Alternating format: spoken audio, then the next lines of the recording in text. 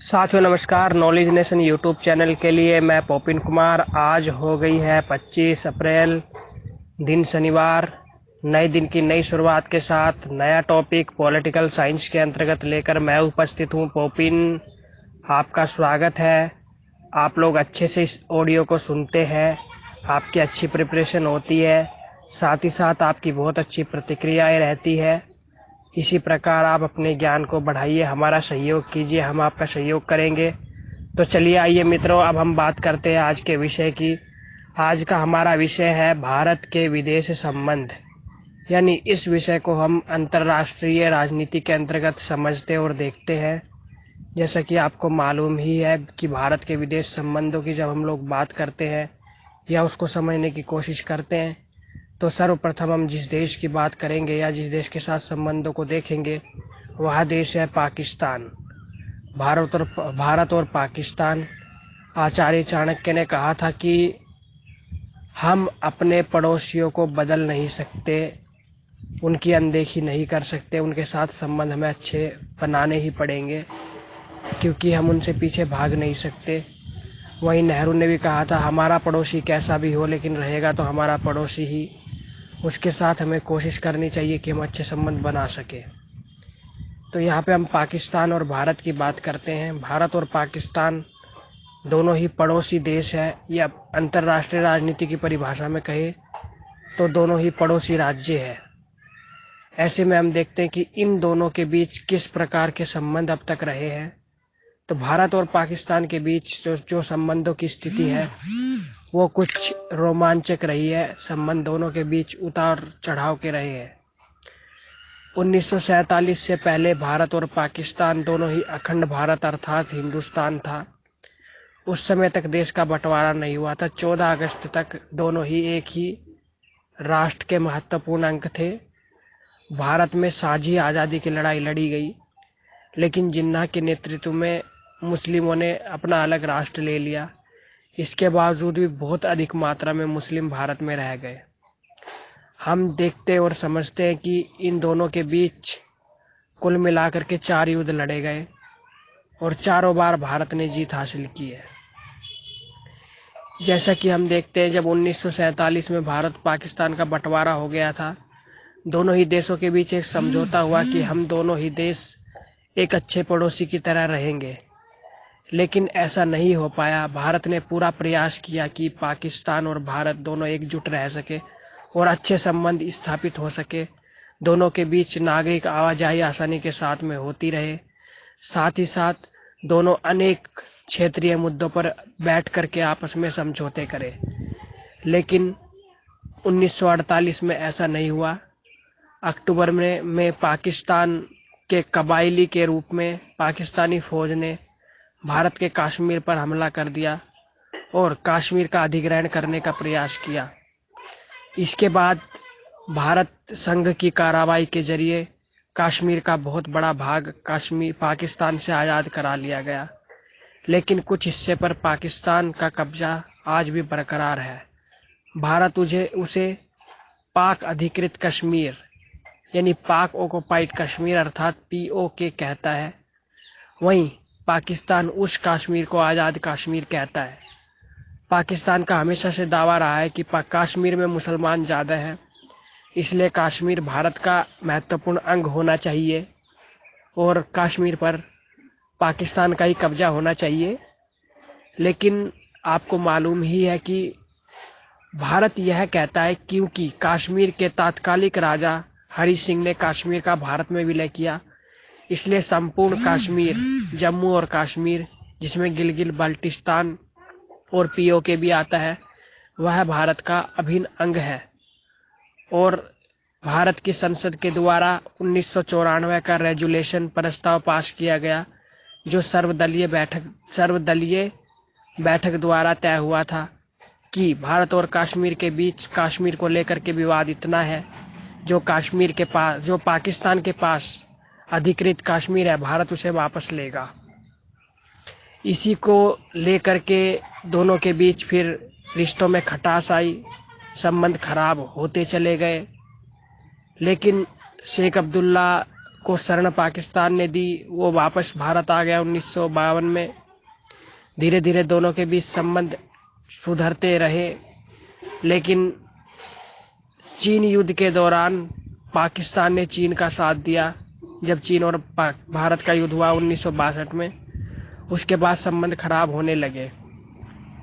1965 में पाकिस्तान ने सोचा कि भारत चीन से हारा हुआ है, अतः यह सबसे अच्छा मौका है कि जब हम कश्मीर को भारत से हासिल कर सकते हैं।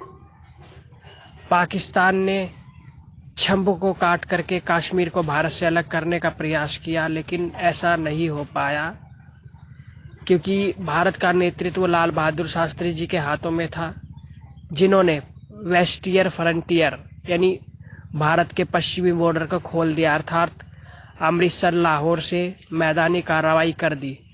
परिणाम स्वरूप पाकिस्तानी सेना के पांव उखड़ गए और पाकिस्तानी सेना पीछे हटने को तैयार हो गई। सोवियत संघ के हस्तक्षेप से सोवियत संघ के ताशकंद, जो वर्तमान में कजाकिस्तान है, उसकी राजधानी ताशकंद में समझौता हुआ, जिसमें कि भारतीय सेना द्वारा जीती गई भूमि पाकिस्तान को वापस दे दी गई और लाल बहादुर शास्त्री का निधन हो गया।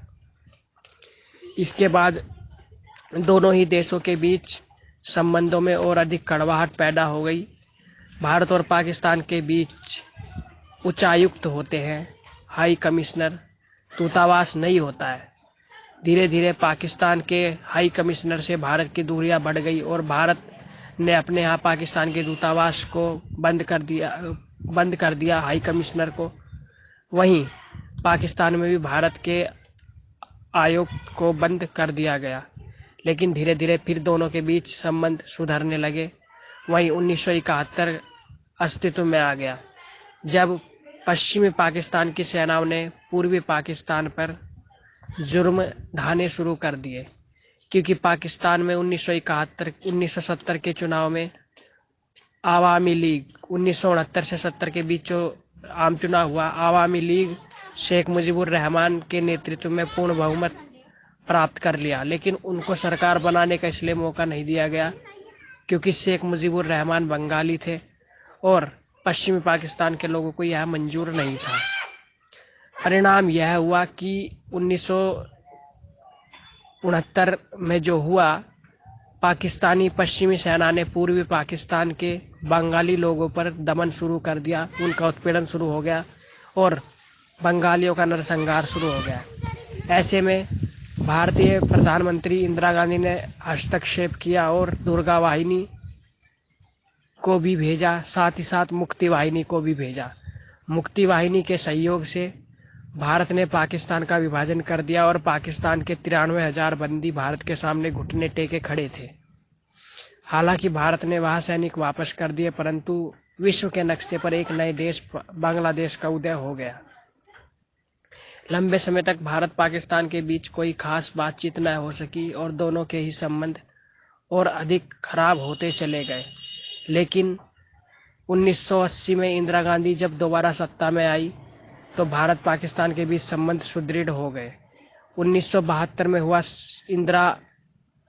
इंदिरा बेनजीर शिमला समझौता दोनों ही देशों के बीच यथास्थिति को बनाए रखने के लिए पर्याप्त था, लेकिन इस समझौते का भी बार बार उल्लंघन होता रहा। फिर अटल बिहारी वाजपेयी के नेतृत्व में 1999 में सरकार बनी, लेकिन मुशर्रफ, जो कि नवाज शरीफ का तख्ता पलट कर चुका था, एक सैन्य जनरल था, उसने कारगिल की चोटियों पर जबरदस्ती कब्जा कर लिया। ऐसे में कुछ दिनों बाद क्षेत्रीय चरवाहों द्वारा यह सूचना भारतीय सेना को मिली। तत्काल कार्रवाई से उन पोस्ट को खाली करा लिया गया। इसके बाद LOC और लाइन ऑफ कंट्रोल और लाइन ऑफ एक्चुअल कंट्रोल दोनों की सेना बरकरार रही। लंबे समय तक दोनों की सेना एक दूसरी सीमाओं पर खड़ी रही। अनेक प्रकार के बीच में समझौते होते रहे, जैसे लाहौर बस समझौता एक्सप्रेस आदि, लेकिन ये समझौते कुछ समय के लिए खारिज हो गए। पुनः अटल बिहारी टैंक के माध्यम से लाहौर चले गए और लाहौर दिल्ली बस सेवा शुरू की। इसके बाद 2008 में 9/11 हुआ। 26/11 ने भारत और पाकिस्तान के बीच में फिर से खटास पैदा कर दी, और जिसका मुख्य आरोपी अजमल कसाब भी पाकिस्तान का ही रहने वाला था। साथ ही साथ 2011 में भी मुंबई पर जो हमले हुए, उनका आरोप भी पाकिस्तान पर मढ़ा गया। इसके बाद 2015 में पठानकोट पर जो हमला हुआ, उसमें भी पाकिस्तानी आतंकवादी शामिल थे। इसके अतिरिक्त पाकिस्तान हमेशा से ही भारत से प्रॉक्सी वार यानी कि छापामार युद्ध करता रहा है। पाकिस्तान की हमेशा रणनीति रही है कि वह समय समय पर भारत में आतंकवाद भेजता रहे, क्योंकि पाकिस्तान भारत से सीधे युद्ध में नहीं जीत सकता था। वह यह समझ चुका था कि 1971 के बाद भारत से सीधे जीत पाना मुश्किल है, इसलिए उसने छापामार युद्ध और आतंकवादियों का प्रयोग भारत के विरुद्ध करना शुरू कर दिया। उसने अनेक आतंकी संगठन को भारत में सैन्य रसद भी पहुंचाई। पाकिस्तान की खुफिया एजेंसी ISI अनेक गतिविधियों में शामिल रहती है। समय समय पर वह भारतीय मुसलमानों को भी उकसाते रहते हैं। हाफिज सईद और दाऊद दोनों ही फतवे जारी करके भारतीय मुसलमानों को हिंदुओं के विरुद्ध भड़काते रहते हैं। अतः पाकिस्तान की हमेशा से यह ख्वाहिश रहती है कि वह भारत में गृह युद्ध करा दे और इस अवसर का फायदा उठाकर वह कश्मीर पर कब्जा कर ले, क्योंकि 1947 के बाद से ही लगातार पाकिस्तान भारत के विरुद्ध आतंकी गतिविधियों में शामिल रहा। जैसे ही उसे यह मालूम हो गया कि वह भारत से सीधे युद्ध नहीं जीत सकता, परिणाम स्वरूप उसने आतंकवाद का सहारा लिया। आज भी पाकिस्तान भारत में हमेशा आतंकवादी भेजने को तैयार रहता है। वर्तमान में आई महामारी के कारण जो कोरोना पॉजिटिव केस पाकिस्तान में आए हैं, भारत हमेशा से ही उन कोरोना पॉजिटिव लोगों को कोरोना बम बनाकर भारत में भेजने की साजिश रच रहा है। पाकिस्तान चीन के साथ मिलकर के हमेशा से ही भारत के विरुद्ध कार्रवाई करता रहा है, परंतु भारत में लंबे समय बाद आई केंद्र में पूर्ण बहुमत की सरकार ने पाकिस्तान के अनेक नापाक इरादों को नाकामयाब कर दिया। परिणाम स्वरूप दोनों के ही बीच अनेक प्रकार के समझौते रद्द हो गए। भारत को कांग्रेस सरकार 2012 में दिया गया मोस्ट फेवरेट नेशन का दर्जा वापस ले लिया गया और पाकिस्तान पर अनेक प्रकार के प्रतिबंध लगाए गए। साथ ही साथ पाकिस्तान की आर्थिक नाकेबंदी भी भारत द्वारा की गई। भारत से पहुंचाई जाने वाली सब्जी और फल आदि को रोक दिया गया। इसके अतिरिक्त दोनों ही देशों के बीच क्रिकेट श्रृंखला और अनेक खेल आदि को भी निरस्त कर दिया गया। यह बताता है कि वर्तमान में भारत और पाकिस्तान दोनों ही देशों के बीच संबंधों में खटास की पराकाष्ठा है, अर्थात दोनों के संबंध जितने खराब हो सके उससे भी अधिक खराब है। इसलिए हम देखते हैं कि भारत और पाकिस्तान दोनों के संबंध आपस में उतार चढ़ाव के रहे हैं। यह चैप्टर मैंने आपको पढ़ाया है अंतर्राष्ट्रीय संबंध या अंतर्राष्ट्रीय राजनीति के अंतर्गत भारत के विदेशी संबंध की कड़ी में भारत और पाकिस्तान। हाँ भाई।